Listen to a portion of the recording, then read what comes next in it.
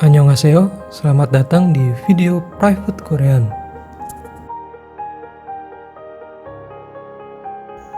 Real atau Nyeon atau atau nen kata mungkin adalah salah satu partikel tata bahasa yang paling banyak digunakan di mana saja, baik dalam percakapan sehari-hari maupun percakapan-percakapan formal.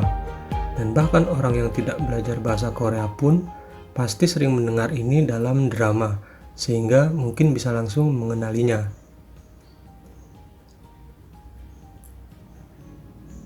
Dalam kesempatan ini, kita akan membahas perbedaan penting antara real atau kata dan Nyeon atau nen kata dari segi ciri-ciri atau karakter kalimatnya.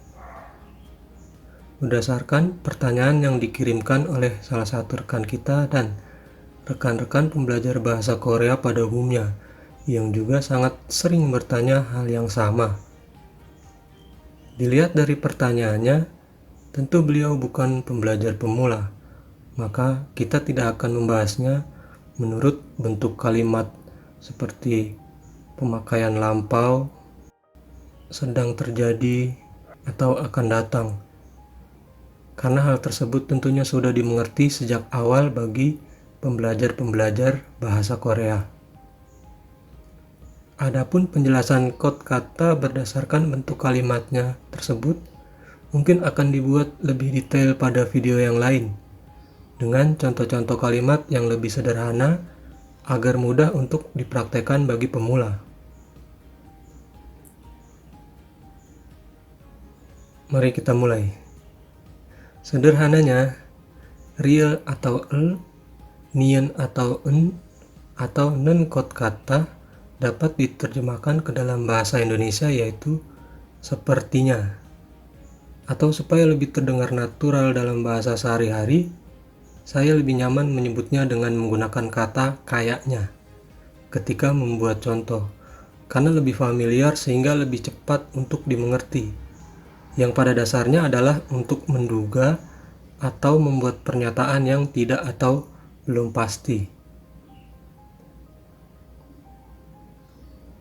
Perbedaan yang pertama, real atau kata digunakan untuk mengekspresikan dugaan yang faktanya lemah, seringkali karena hanya ada sedikit atau bahkan tidak ada bukti yang mendukung dugaannya. Mari kita lihat kalimat berikut ini. 내일 낚시를 할 것 같아요. 내일 낚시를 하다, besok saya memancing. 할 것 같아요, kayaknya besok saya memancing. Kemudian kalimat selanjutnya, 우리 아빠는 저것을 싫어할 것 같아요. 우리 아빠, ayah saya, 저것을 싫어하다, tidak setuju hal itu. 할 것 같아, kayaknya ayah saya tidak setuju hal itu atau tidak suka hal itu. Kedua kalimat ini masih memiliki fakta yang lemah karena tidak ada bukti yang mendukung dugaannya.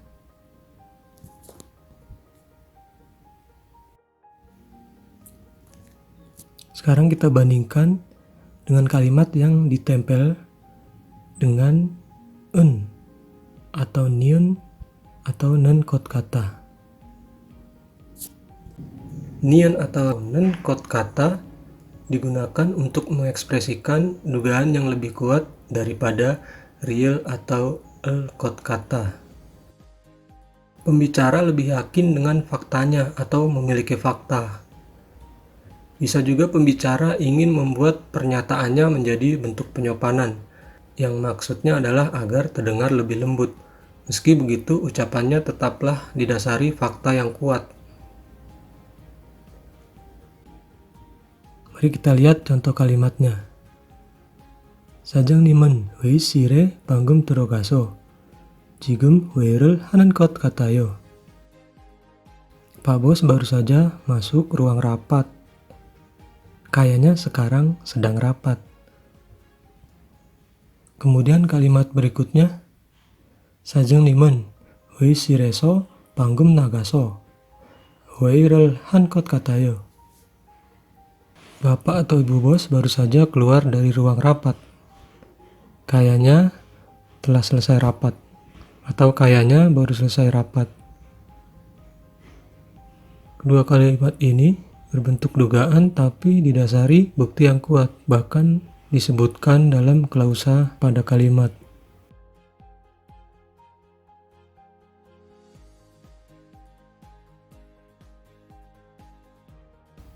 Perbedaan yang kedua,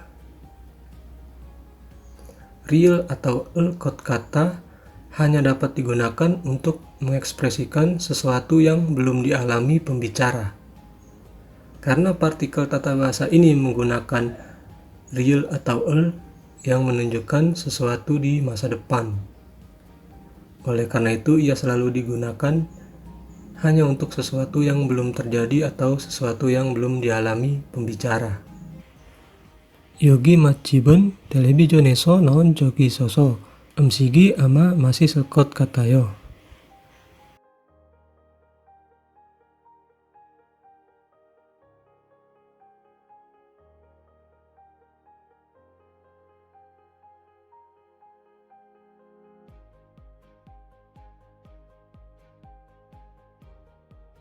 Sementara nien atau nen kot kata hanya dapat digunakan untuk mengekspresikan sesuatu yang telah atau pernah dialami atau pernah terjadi oleh pembicara.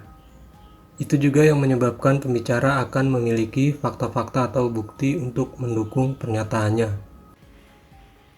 그 사람들은 정말 빨리 먹어서 음식이 맛있는 것 같아요.